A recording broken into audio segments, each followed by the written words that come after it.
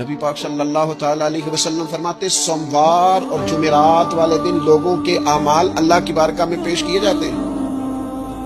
دو مسلمانوں کے دو بھائیوں کے اعمال رب کی بارگاہ میں پیش کیے جاتے ہیں، اعمال ہیں، نیک اعمال ہے، نیکی ہے، نماز ہے، روزہ ہے، حج ہے، زکوٰۃ ہے، صدقات ہے، وہ نیک اعمال اللہ کی بارگاہ میں جمعرات اور پیر کو پیش کیے جاتے ہیں۔